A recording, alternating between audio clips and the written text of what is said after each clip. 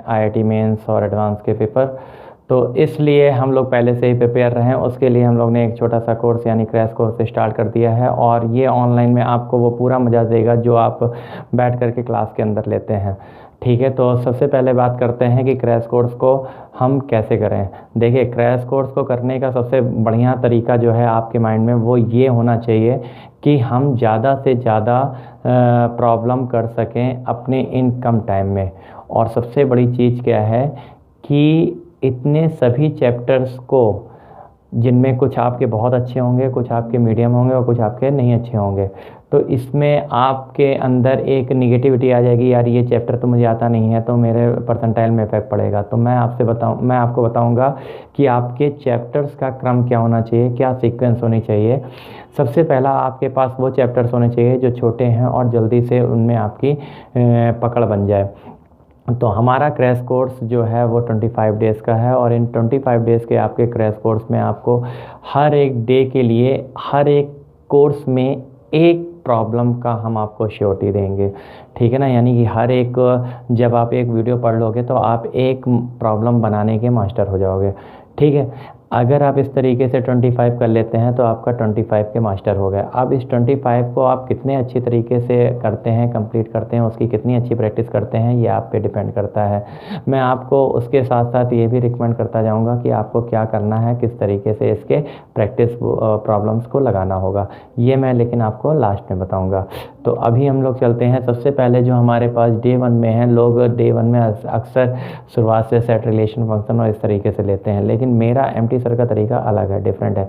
एक बार आप मेरे तरीक़ों को आजमाएंगे तो अगर आप सिंपल, यकीन मानिए कि अगर आप मेरे तरीके से चलेंगे तो 25 के आपको हम मास्टर बना देंगे, और मेंस में आपके कम से कम 99 परसेंटाइल अब बनेगा अगर आप मेरे तरीके से काम करेंगे तो चलिए अब ज़्यादा बात ना करते हुए सीधे चलते हैं। आज डे 1 है क्रैश कोर्स की स्टार्टिंग, और इसमें हम लोग सबसे पहले उठा रहे हैं मैथमेटिकल रीजनिंग।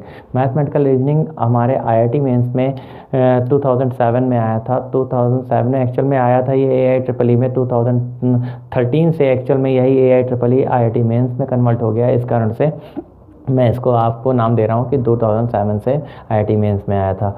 तो और ये आया था स्किप करके स्टैटिक्स और डायनामिक्स को। ठीक है, तो 12 चैप्टर क्लोज करके जब हमने एक चैप्टर ही उठाया है, और वो भी सबसे छोटा चैप्टर है। आपको बता दें ये 11th का चैप्टर है, लेकिन अधिकतर जो स्कूल्स हैं इसको पढ़ाते नहीं हैं, या फिर जो आपको स्कूल में पढ़ाया जाता है वो जब आप पेपर में जा करके देखते हैं तो कुछ और ही प्रॉब्लम्स होती हैं। तो इसलिए मैं आपको उस तरीके से बताऊंगा जिससे कि आपका आईआईटी मेंस का प्रॉब्लम्स आपका बहुत ही आसान तरीके से बन जाएगा। लास्ट मोमेंट में हम लोग बात करेंगे कि आईआईटी मेंस की प्रॉब्लम्स को भी हम लोग यहाँ पर बनते हुए देखेंगे। ठीक है, मात्र 30 to 45 मिनट के अंदर ये पूरा का पूरा आपका ओके हो जाएगा, और उसी के साथ आप इस मैथमेटिकल रीजनिंग के लिए मेंस लेवल तक का आप मास्टर हो जाएंगे। ठीक है, तो चलिए चलते हैं, स्टार्ट करते हैं। ठीक है, तो बात करते हैं हम डे 1 से मैथमेटिकल रीजनिंग। मैथमेटिकल रीजनिंग में आपको 3 चीज़ें समझनी है। पहला जो है वो है इंग्लिश से रिलेटेड कुछ शब्द हैं। दूसरा जो है आपको ट्रुथ टेबल या फिर प्रोबेबिलिटी, इनिशियल प्रोबेबिलिटी से रिलेटेड कुछ चीज़ें हैं। और तीसरी जो चीज़ है वो है सेट थ्योरी से रिलेटेड, यानी कि मैं मैथमेटिकल रीजनिंग को कोरिलेट कराऊंगा सेट थ्योरी के साथ। ठीक है, तो आइए आगे चलते हैं। सबसे पहले बात करते हैं इंग्लिश में स्टेटमेंट पर। तो व्हाट इज़ द स्टेटमेंट। अब आपके पास ये केस आता है, व्हाट इज़ द स्टेटमेंट। तो स्टेटमेंट क्या होता है, such type of sentence whose answer will be yes और नो। ऐसे आंसर ऐसे सेंटेंस जिनके आंसर यस या नो में आते हैं उसे हम लोग बोलते हैं स्टेटमेंट। ठीक है, तो what is the statement. Statement is the such type of sentences whose answer will be yes और नो। ओके, एंड नाउ इस स्टेटमेंट को हम दो तरीके में, दो पार्ट में डिवाइड कर सकते हैं। एक होती है सिंपल स्टेटमेंट,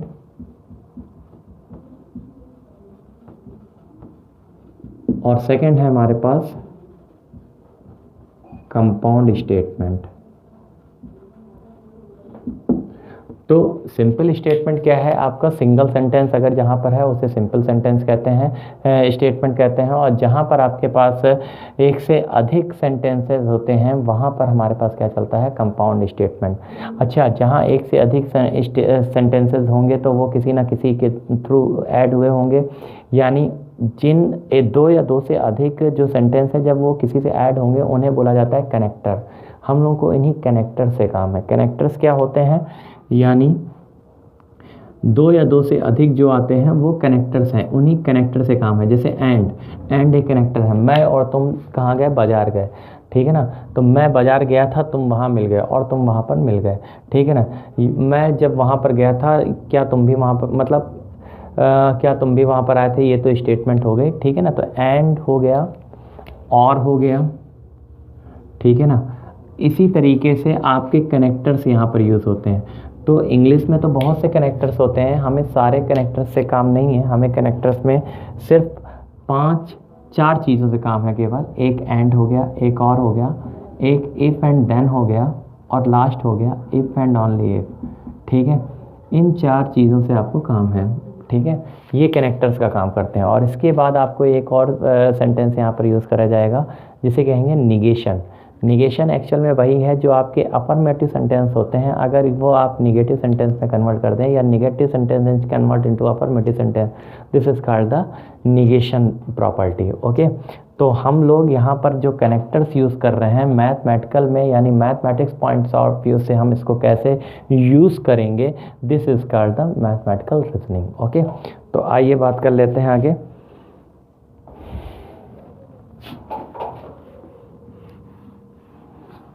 तो जो कनेक्टर्स हम लोग ने ले लिए हैं, यानी यहीं तक का आपका एक प्रकार से इंग्लिश ग्रामर का काम हो गया है।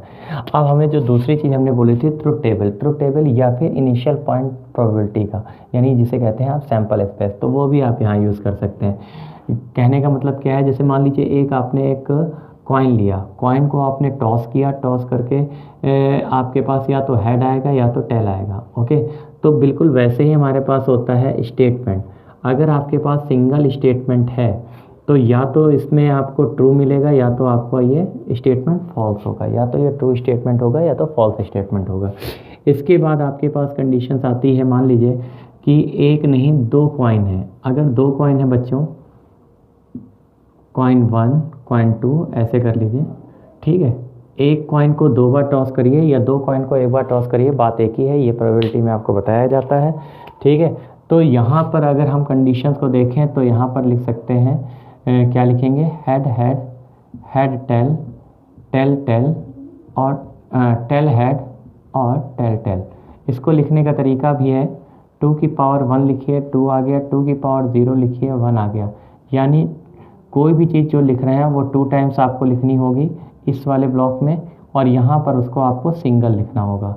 बिल्कुल इसी तरीके से आपके स्टेटमेंट में चलेगा। स्टेटमेंट में जो आपके केस बनेंगे, अगर 2 स्टेटमेंट हैं P और Q, तो आपके पास बनेगा true true, true false, false true और false false.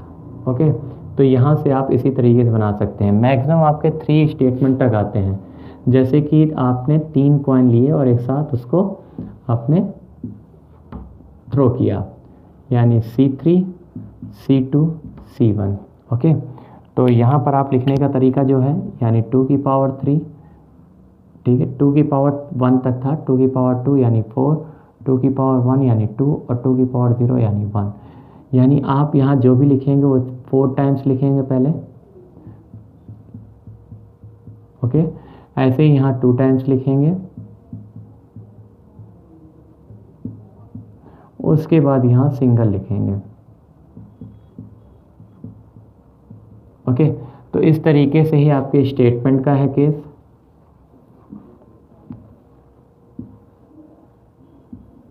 P Q R, true true true, true true true, और यहाँ पर आ गया false false false false, true true false false, true true false false, true false, true false, true false, true false. ठीक, ये 2 की power 0 है, ये 2 की पावर 1 है, और ये 2 की पावर 2 है। ओके, इस तरीके से। तो 3 स्टेटमेंट तक आप जा सकते हैं। इसको आप यहाँ से हेड टेल करके ट्री डायग्राम फॉर्म से भी बना सकते हैं, लेकिन मुझे जो सबसे आसान लगता है वो है तरीका, ये आप ट्री डायग्राम फॉर्म से ही बना सकते हैं। कुछ फॉर्नर बुक्स में इस तरीके से आपके सैंपल स्पेस को दिखाया गया है, ठीक है ना। तो ट्री डायग्राम से अच्छा मुझे ये वाला केस लगता है, ये तरीका। तो मैं आपको बता रहा हूँ कि जो भी आप ट्रूथ टेबल फॉर्म करें या फिर आप ये इस तरीके से जो आप प्रोबेबिलिटी का केस ले रहे हैं इसको आप शो कर रहे हैं, तो इसको आप स्टेटमेंट में इस तरीके से देख सकते हैं। तो याद रखने का तरीका आपका जो है वो ये रहेगा, ठीक है। तो बस अब इसके आगे हम बात कर रहे थे। अब यहाँ पर हमने ट्रूथ टेबल का कंडीशंस भी देख लिया है। अब सीधे चलते हैं हम अपने केसेस पे। अपने वो जो कनेक्टर्स थे, लॉजिकल कनेक्टर्स हम लोग ने देख लिए थे, ठीक है। तो सबसे पहले हम लोग बात करेंगे, सबसे पहले जो बात करने वाले हैं इसको हटा ही देंगे वहाँ से स्टेटमेंट में। कंजक्शन सबसे पहला केस है, कंजक्शन।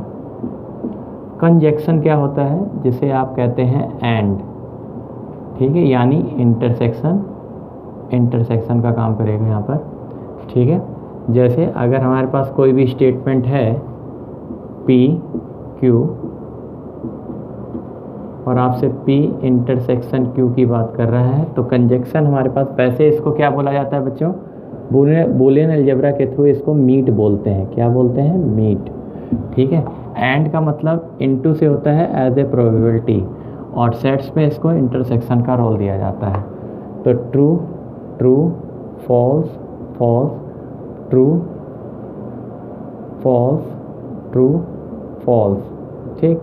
तो इसका मतलब आपने जब इंटू से समझा है तो इसका मतलब अगर ट्रू को हम 1 माने और फॉल्स को 0, तो 1 इंटू 1 कितना हुआ, 1, 1 इंटू 0 कितना हुआ, 0, 0 इंटू 1 कितना हुआ, 0, 0 इंटू 0 कितना हुआ, 0, ओके। तो पहली कंडीशंस आपके पास आ गई कंजक्शन के लिए। ये आपको एक प्रकार से बेस मिल रहा है, ठीक है ना। जहाँ पर भी प्रॉब्लम होगी अगर कंजक्शन कहीं है तो आपको इसी तरीके से यूज़ करना है। ट्रिक है 1 इंटू 1 वाली, ठीक है। सेकेंड केस है डिसजेक्शन। डिसजेक्शन का मतलब होता है और से, और यानी कि यूनियन प्लस प्रोबेबिलिटी में काम करता है, वैसे इसको बूलियन अलजेब्रा में जॉइन बोलते हैं, ठीक है। तो इसकी जो हमारे ट्रूथ टेबल फॉर्म होगी, मैक्सिमम टाइम 2 पार्ट्स में आता है, इसलिए हम लोग 2 स्टेटमेंट को लेके आता है, इसलिए हम लोग 2 स्टेटमेंट पे काम कर रहे हैं। True true, true false, false true, false false. तो यहाँ पर आप जब प्लस की तरह बात करेंगे तो याद रखिएगा ये हमारे पास डिजिटल सर्किट की तरीके चलता है। 1 + 1 यहाँ 2 का कोई रोल नहीं है, नहीं, ऐसा कुछ नहीं होता है। 2 नाम का कोई डिजिटल में केस नहीं होता, या तो ऑन होता है या तो ऑफ होता है। तो इसलिए बूलियन अलजेब्रा कहता है कि 1 + 1 का मतलब 1 है, और 1 + 0 का मतलब 1 है, 0 + 1 का मतलब 1 है, 0 + 0 का मतलब 1 है, सॉरी 0 है, ओके। तो यहाँ पर 1 का मतलब अगर ट्रू माने तो ट्रू हो गया, ट्रू हो गया, ट्रू हो गया, और ये फॉल्स हो गया। सिमिलरली 1 इंटू 1 अगर 1 है, 1 इंटू 0 0 है, 0 इंटू 1 0 है, और 0 इंटू 0 0 है, ओके। तो ये 2 कंडीशंस आपको मिल गई हैं, कंजक्शन और डिसजेक्शन। इसके बाद थर्ड केस जो आता है वो आता है हमारा, थर्ड कंडीशंस है हमारी इफ़ एंड देन की। इफ़ एंड देन, इसे कंडीशनल केस भी कहते हैं। कंडीशनल रूल मतलब कंडीशनल केस है ये, इफ़ एंड देन वाला। तो कंडीशनल केस हम लोग कौन सा लेंगे, इसमें हमारे पास जो आता है इसको एरो से रिप्रेजेंट करते हैं या इम्प्लाइज दैट से, सिंगल इम्प्लाइज दैट होता है। इसकी क्या कंडीशन रहती है, इसको थोड़ा सा हर एक बच्चे को अपने ध्यान में रखना होगा। इफ़ एंड देन का ये P हो गया, ये Q हो गया, P एरो Q वाला केस है। True true, true false, false true, और फॉल्स फॉल्स। देखिए ये तो आपको लिखना पड़ेगा, ठीक है। अब जब यहाँ पर एरो में जा रहे हैं तो एक चीज़ याद रखिएगा, अगर इफ़ P to Q आ रहे हैं ना आप, तो इफ़ अगर ट्रू है और देन अगर आपका फॉल्स है तभी फॉल्स होगा, अदरवाइज सभी जगह पर आपका ये ट्रू होगा, ओके। तो सिर्फ एक कंडीशन ऐसी है जहाँ पर ये फॉल्स होगा। तो बात समझ में आ गई। तो ये इफ़ देन का केस हो गया। अब चौथा केस देखते हैं, यानी कि इफ़ एंड ओनली इफ़, जिसे हम बाई कंडीशनल कहते हैं।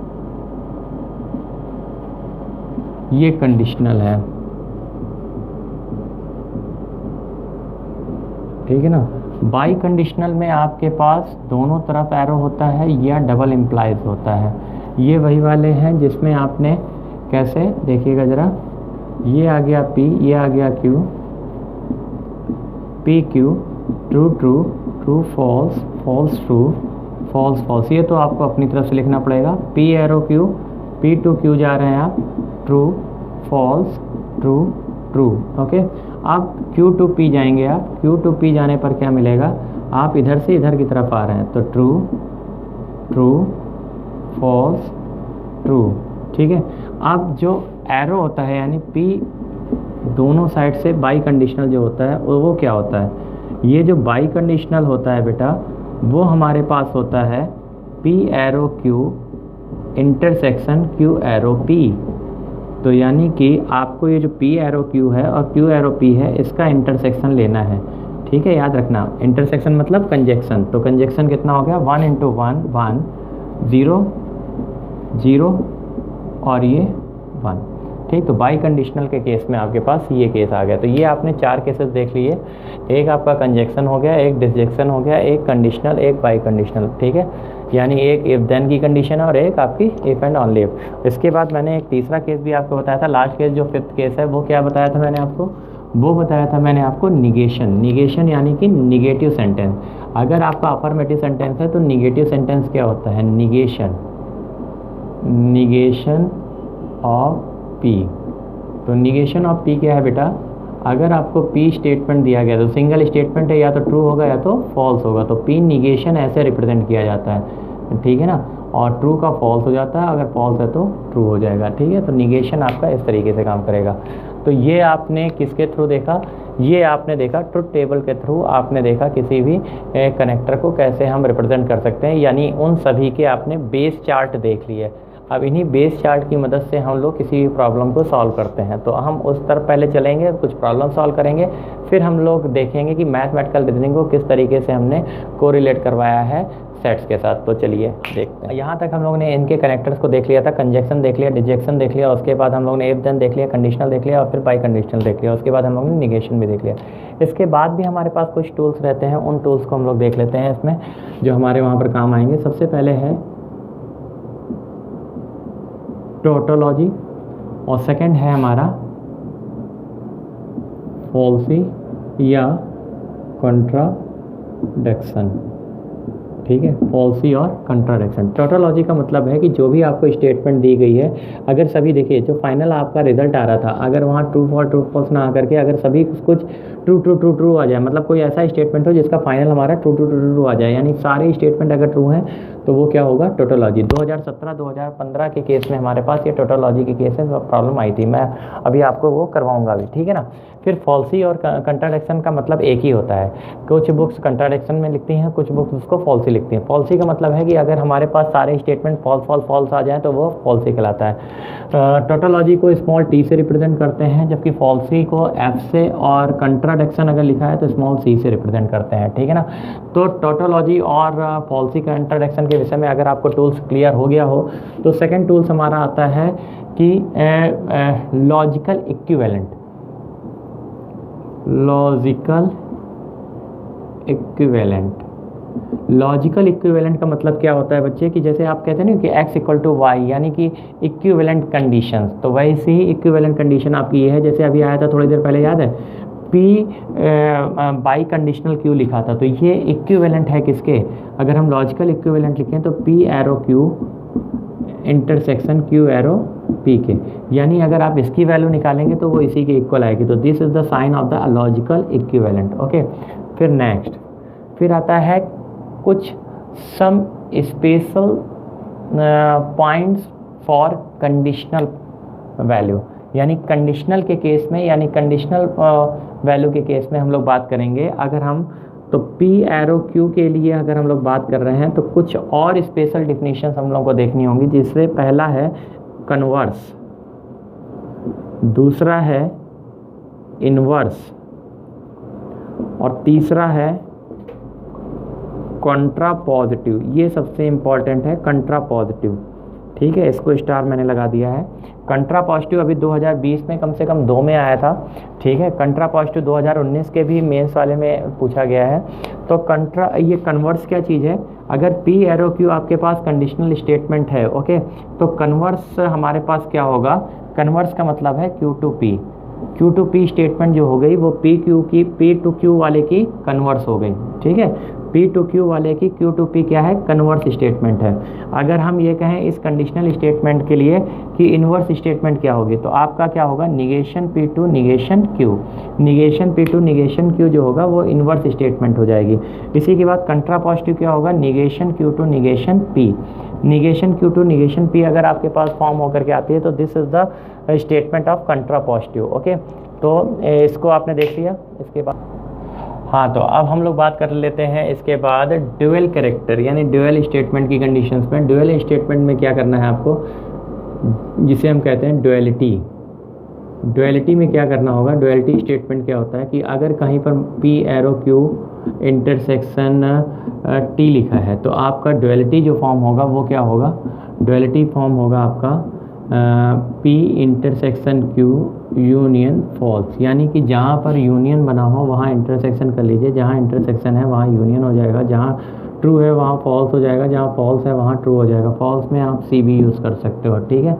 तो डुअलिटी का केस यही है बस आपका। इसके बाद एक और कंडीशन सर्किट प्रॉब्लम्स पर भी आता है कि अगर आपके मान लीजिए कोई सर्किट दिया हो, ये मान लीजिए एक सर्किट है, ये दूसरा सर्किट है, ओके, और इसी में मैंने एक पैरेलल में भी सर्किट फॉर्म कर रखा है मान लीजिए, ठीक है, और इसको ये बैटरी हमने लगा दी है, ठीक है। मैं अब आपसे कह रहा हूँ कि ये P है, ये Q है, ये R है। अब आप इसको क्या करिए, मैथमेटिकल रीजनिंग फॉर्म में बनाइए। तो आप याद रखिएगा कि अगर जो हमारे यहाँ पर सीरीज़ फॉर्म में लिखे हुए हैं वो हमेशा कंट्राडिक्शन में जाते हैं, और जो हमारे पास ये पैरेलल फॉर्म में लिखे हुए हैं वो हमेशा डिसजंक्शन फॉर्म में जाते हैं, ठीक है ना। तो याद रखिए, जब सीरीज़ फॉर्म में है तो इंटरसेक्शन लगाएंगे, जब हमारे पास ये क्या कह रहे हैं आप, पैरेलल फॉर्म में है तो वहाँ पर आप क्या लगाएंगे, यूनियन लगाएंगे, ठीक है। ये इस बात को आप क्लियर रखिएगा। इसके बाद जैसे जो भी उसको प्रूव करने को कहा है वो आप प्रूव कर दीजिएगा, ठीक है। तो फिलहाल तो ये सर्किट को हम लोग मैथमेटिकल रीजनिंग में कन्वर्ट करेंगे, उसके बाद उसको सॉल्व करेंगे, ठीक है। तो अब आइए अगली बात कर लेते हैं हम लोग। अब मैंने आपसे कहा था लास्ट केस कि इसको मैं कन्वर्ट करूँगा जा करके मैथमेटिकल मतलब सेट्स के साथ, लेकिन सेट्स के साथ इसको कन्वर्ट करने से पहले चलिए आप इस पर बेस कुछ प्रॉब्लम कर लेते हैं। एक्चुअल में क्या है, जब भी कभी मैथमेटिकल रीजनिंग की प्रॉब्लम आए तो मैं सेट्स के थ्रू जाकर, जो मैं आपको बताऊंगा अभी, उसके थ्रू भी कर सकते हैं, लेकिन अगर वहाँ पर तब आप कर सकते हैं जब आप उसका अलजेब्रा ऑफ सेट्स को आप बहुत अच्छी तरीके से उसकी प्रैक्टिस है आपके अंदर। अगर आप वो नहीं जानते हैं और आपकी एक्यूरेसी अच्छी नहीं है तो आप फिर इसको यही ट्रुथ टेबल के फॉर्म से करें, जो मैंने अभी इसमें पिछले बताया है आपको। वहाँ पर समय कुछ सेकंड ज़्यादा लगते हैं, लेकिन आपको बता दें कि एक्यूरेसी ऐसी होती है कि आपके लिए वो 4 मार्क्स जो हैं वो एकदम एक्यूरेट हो जाएं। याद रखिएगा 25 में से अगर आपके 50% भी ओके है तो आप 95 परसेंटाइल के ऊपर हो जाते हैं, और मैंने बच्चों को देखा है कि वो सब के चक्कर में सब कुछ गंवा देते हैं। तो इसलिए थोड़ा सा ध्यान दीजिए इस बात पर कि आपको जो भी करना है उसकी एक्यूरेसी बहुत बेहतरीन होनी चाहिए, ठीक है। मिलते हैं अब इसके बाद वाले केस में।